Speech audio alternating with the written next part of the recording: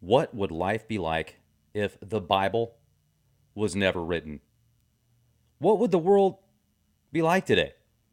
I mean, what businesses, what industries would be more successful and which ones wouldn't exist?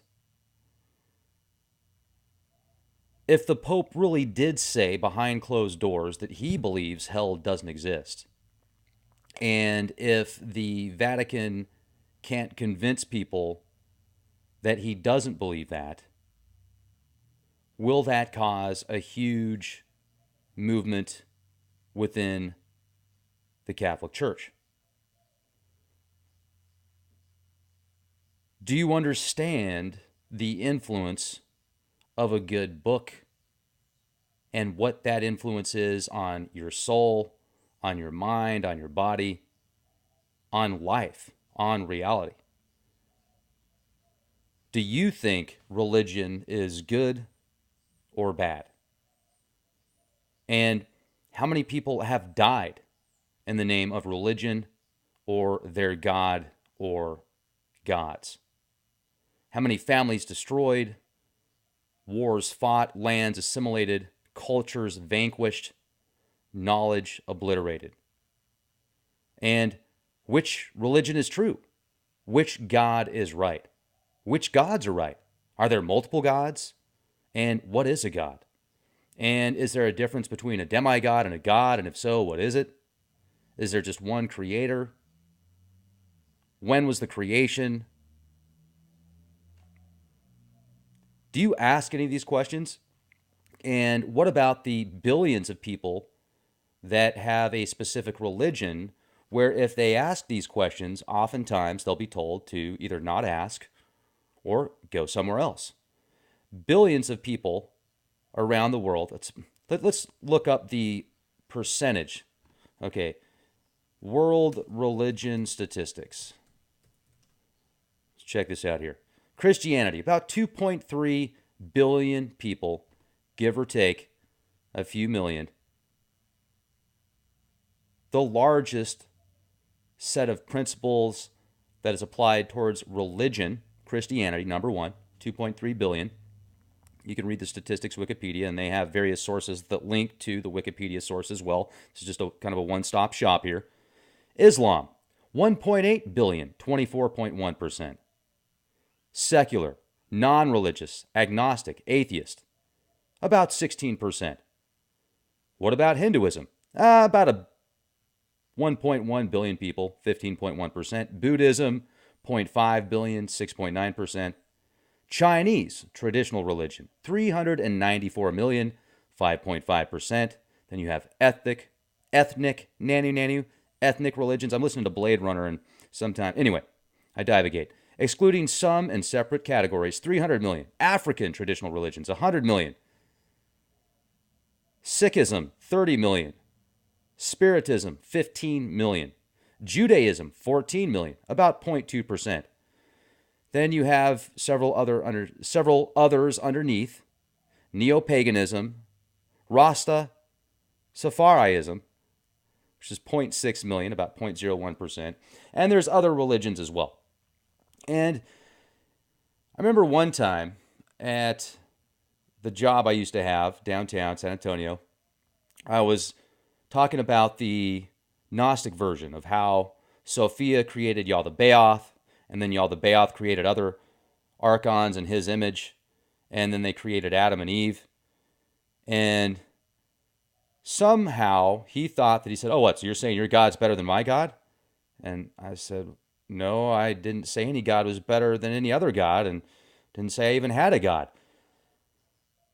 But it's just the mindset of people. It's like, "Oh, hey, my dad can beat up your dad. My God's better than your God. I know that my religion's the right one. Yours is wrong." Even take a specific denomination. Let's say you're Baptist, Lutheran, Presbyterian, and you get the different pastors and ministers in different churches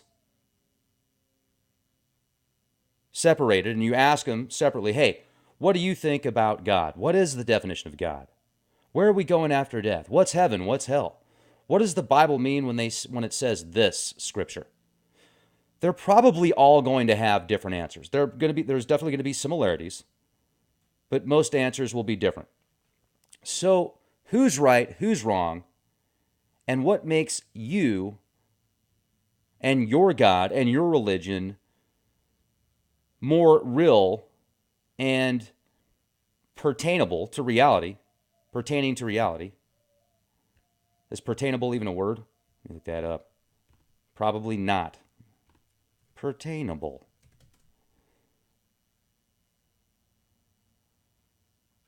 Okay, it's a word.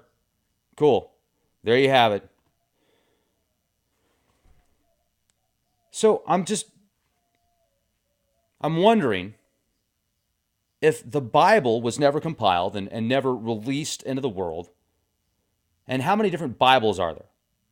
Just based on the release of the 1611 King James Version Bible, how many have been compiled based on that one? And then how many are outside of that one? And then if you take the Judeo-Abrahamic religion or religions based on scriptures from thousands of years ago, and then you compare those to the similarities of the Sumerian tablets and stories, which predate the Hebrew scriptures, where did it start? And then you research the astrotheology, you go way back, and a lot of these stories connect to astrotheology. They'll put specific beings or names or deities, and they'll link them to the stars in the heavens. And you get enough people together to focus energies on a god or a deity or a being, it will manifest in some way, shape, or form. And then you can get into the whole egregores and the thought forms and the sylphs that are created via mind, and the possibility of actually having so much power that you could manifest, similar to the story of Yaldabaoth and Sophia creating Yaldabaoth. And then you could even think of the metaphorical aspect of Mary, the Virgin Mary, giving birth to Jesus as a virgin, and the thought form of the egregore manifesting something via mind into physical matter. It's a higher vibrational plane. You're actually bringing it down and creating it in a physical form. And then you can read about how to do it. And you can actually practice this stuff, not specifically towards creating physical life of a virgin birth, more so how to create different thought forms into reality, like what you want to see happen. Whether you want to manifest spiritual enlightenment, physical empires and dynasties, whatever it is that you want to create, you focus on it enough via mind, and it will start to manifest in some way here in this physical form. Just thinking it can bring it in, and you pull it in, and you realize that everything you think is created somewhere, shape, or form, sometimes multiple levels, and you connect to it via the quantum cord, and you can pull it down and bring it to your reality. So my questions that I'm asking right now, and I'm not knocking religion by any means. Some people need religion. Religion can be very, very good and very beneficial. And sometimes last time I went to a church that I had a good feeling. It was such a good energy that I could feel this beautiful vibration, literally making the hair stand up all over my body, and just this tingling sensation, incredible sensation. And then I've gone into churches before where I've felt like this. I've been so upset, and I've almost felt like anger because I'm listening to the pastor talk, and I completely disagree with what he's saying. I feel like he's using some type of mind control on the congregation. So I can pick up different energies in churches as well. Sometimes beautiful, loving, light, and sometimes very dark energy that you wonder, why is this going on? And I guess it just has to do with certain energies sometimes that you don't see with your physical eyes in some way, shape, or form. So what do you think about the the power and control of the Holy Bible, and how many institutions and organizations have put together a very solid foundation on this planet and possibly used enlightenment and the word of the divine and twisted it for their own agenda.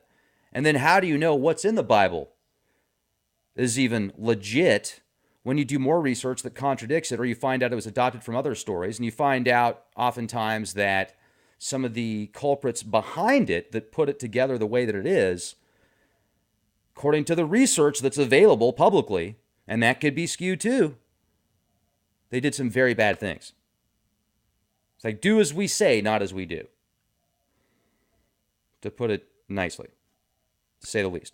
So, on that note, I want to give a huge shout out also to virtualshield.com. Until the end of the night, use the code LEAKPROJECT30, get a 30-day free trial and a 30% discount, less than $5 a month. You can keep your information safe and anonymous from big data spies when you surf the web. You can keep that information to yourself.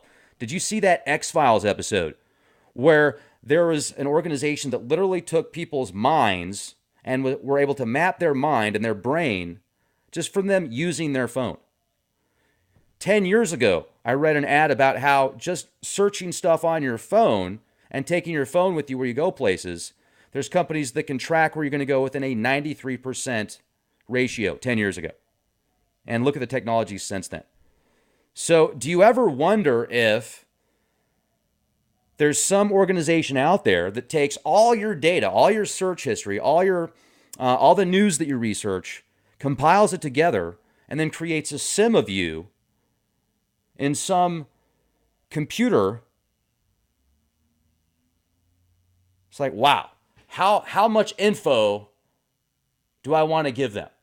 How much info do you want to give them? And for less than $5 a month, that's cheap. So check it out. There's even an option if you want to disable your microphone or your webcam. If you ever wonder, hey, is there somebody behind the scenes watching me? Is there somebody listening to me? Hey, you can either give them a great show, you put a little piece of tape over it like a lot of people do, but then your microphone still could be on. Virtual Shield even has an option where you can disable your microphone and your webcam. So just because you're paranoid doesn't mean they're not after you. Hello. Be excellent to each other, ladies and gentlemen. Have a beautiful day. Have an amazing Easter. Happy Easter. Happy Ishtar. Happy Fertility Day. Why do you think you're running around looking for plastic eggs from a bunny? How does that have to do with the resurrection of Jesus? Look up Easter, look up Ishtar, and look up the goddess of fertility. Hello! Be the change you want to see.